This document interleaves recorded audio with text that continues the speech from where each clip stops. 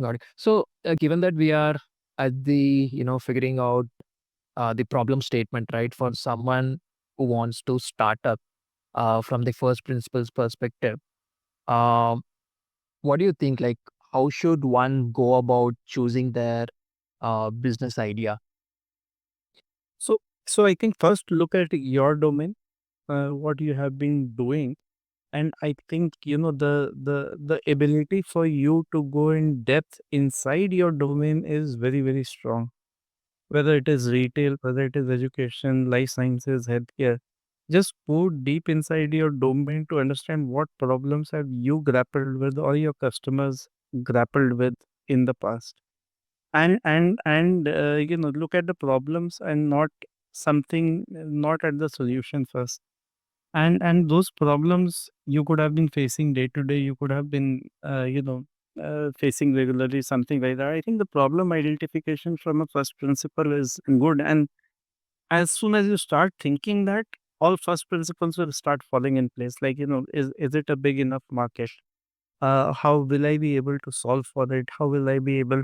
I think the question of will I be able to solve for it does not exist now. The question is how will I be able to solve for it?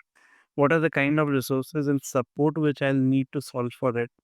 And will this obviously pay? But and before that, the first question is, why do I want to do it?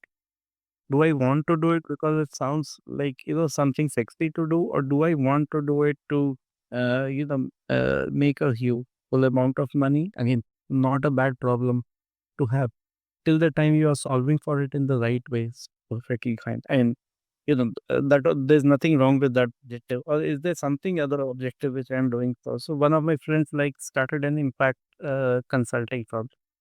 Is he making decent money? He's making decent money. And has he found his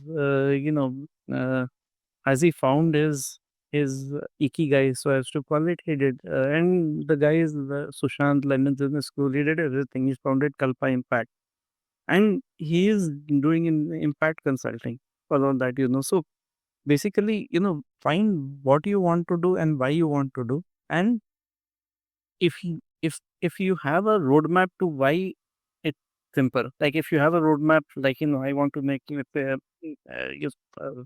$100 million company, and this is such a big problem that I want to make $100 million company.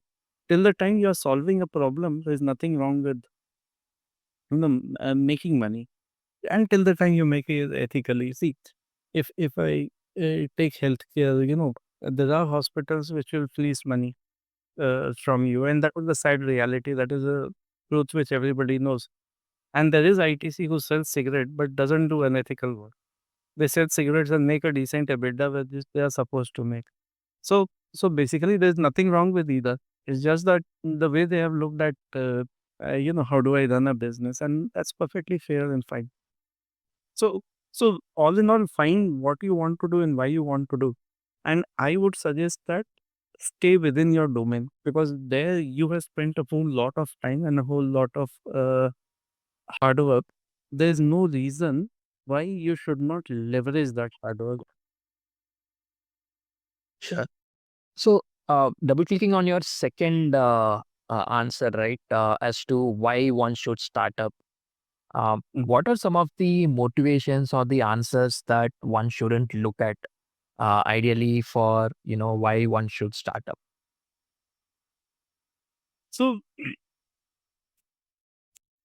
I'll tell you what, don't look at don't look at starting up, because yeah, you think you will be your own boss. See, being your own boss is a very difficult thing to do. It just puts a very very different kind of pressure on your mind. Because it is not easy being your own boss.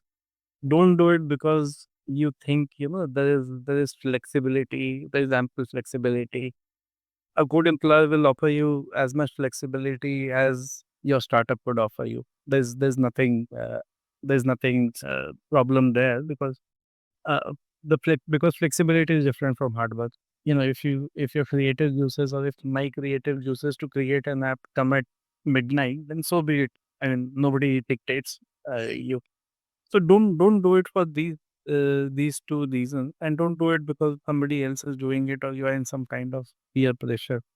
I know my friends who are doing, who have achieved, accomplished, and who are doing very, very well in some of the goods, innovation and otherwise, in some of the large MNCs. And are they happy about what they are doing? Yes. Are they happy about what I am doing? Or am I happy about what they are doing? Absolutely yes.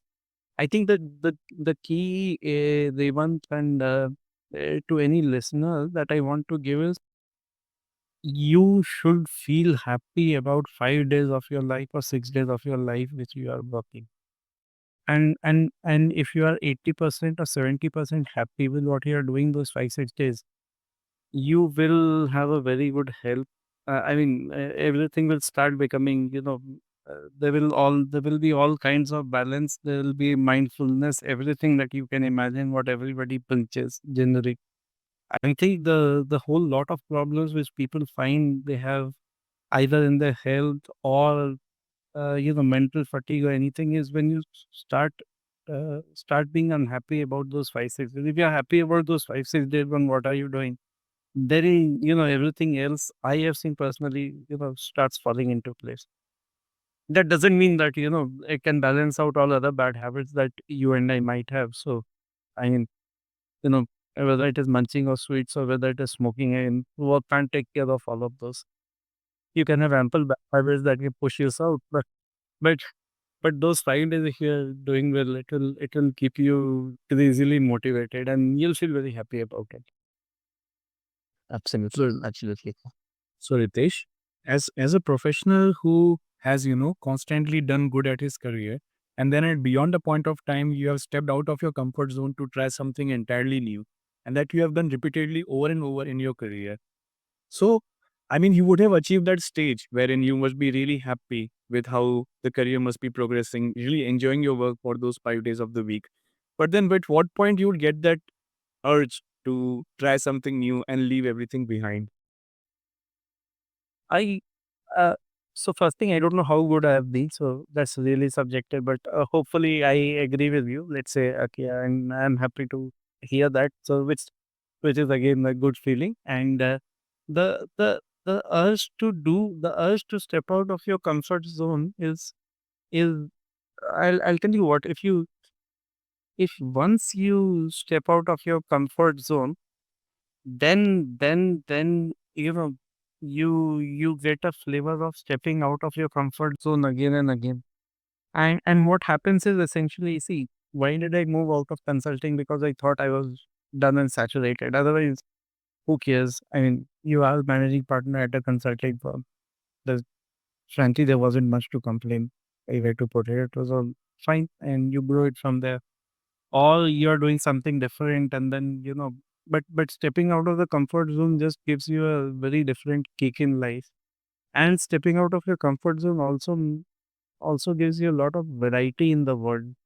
So like I was talking to you some time back, stepping out, again, Indegene movement could have been stepping out of my comfort zone, but the variety which I now relish is actually building those apps myself and seeing the output myself, and problem solving, all of that. So once you get into a habit of stepping out and doing things, you will start really getting a kick out of it, which becomes very unavoidable, and you'll try doing it again and again and again. See, I tell people, and I won't reveal it obviously to you guys today, but at a certain point of time, I'll just say it is done and I retire. Because the problem with some of our personalities become like, if you get such a flavor of trying different things, you become very restless. So so that is some place where I think I should have struck the right balance. But yeah, again, you get too the life gets too intriguing at every stage, and nowadays we are living in times when there's enough intrigue for you to explore. So yeah, it just gives the flavor and interesting. And like I told you, if once you start enjoying the comfort zone, then you never go.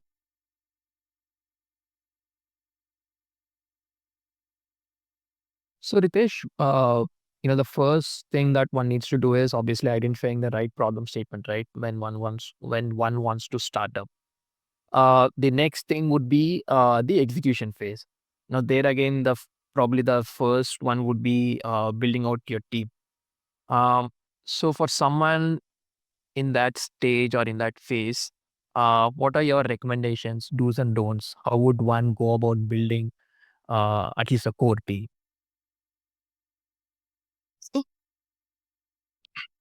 So I'll tell you what, get, I mean, we would have heard this again and again and again, but get people with very different complementary skills. And what I've seen in the market, they want is one more thing that don't outsource the core. A lot of time people outsource the core to be built and then get it, and they think they can run the sales engine. Don't do that, because then the message which goes out in the market is very different. That you have not built the core. So I think to build the core, today everybody looks at one domain plus one CTO plus XYZ. But the other disclaimer is that as a founder, you will invariably get into everything, and you will have to demonstrate to your core team beyond the founding team that yes, this can be done. And for that, you will have to do it and show. So if you are not a technologist, be ready to understand and build technology.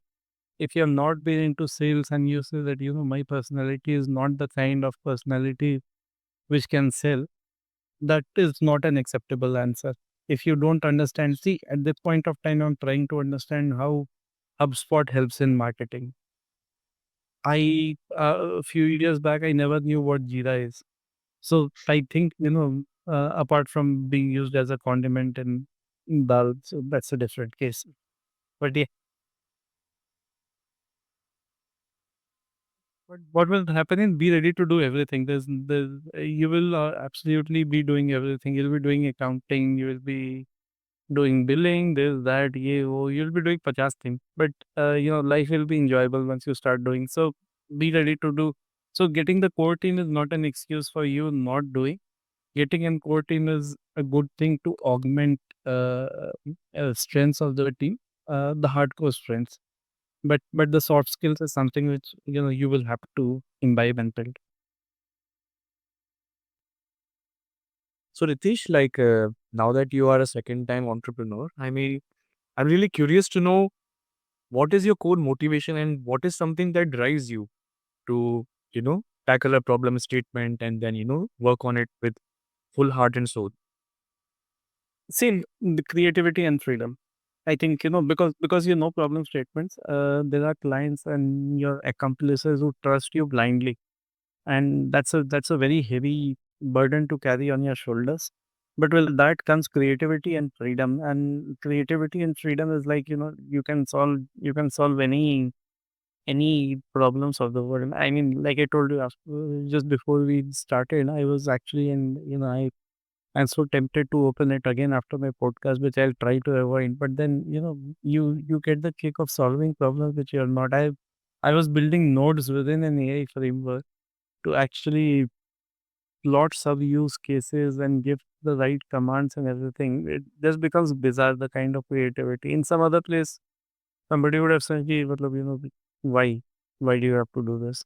But once you are doing it, then matlab, what you are getting out of doing it. So there's a lot of creativity, a lot of freedom, a lot of things to experiment and try out without being, irrational or illogical or all of those. Because like I told you, and till the time you have it in your mind that you have to be answerable to somebody, you will have creativity and freedom, but you will be answerable for all that creativity and freedom that you did. So Of course, I mean, creativity and freedom, but of course, there has to be a balance as well because you're not only answerable to the stakeholders. I mean, you're also answerable to your family, as you rightly said. And you have to strike a balance in between. you have to follow the balance. See, I still spend long hours, but I still manage to pick up my son from school once a while. So it's so you have to strike balance across everywhere. And the moment you start enjoying work, I think everything else gets taken care of. You don't have to break your head. Definitely, definitely. So, Ritesh, sometime back in your conversation, you had mentioned that if you were to start again as an entrepreneur, you won't do it like a solopreneur journey. So, let's say if you were to bring in few co-founders uh, alongside you to start on a new venture, would you prefer more experienced co-founders, or would you prefer more fresh blood who is like excited to just take up and work on a problem statement? Okay. Since I have to be direct and, I'd consider this as a rapid fire question, the short answer would be fresh blood. And it has been shaped because of my experiences. What I've seen, fresh blood doing is quite a few amazing things. And they are very upbeat, they are very gung ho to do things. And, they're, see, most importantly, one thing which I notice in fresh blood is they are very eager to learn. And I think that's one quality which the times which we are living in is very, very important. It is not what you have learned. It is very important to unlearn and be as eager to learn, be as eager to embrace what you are doing. So the short answer is fresh blood. The right answer could be a mix of both, but the preference will always be for a fresh blood. Understood, understood.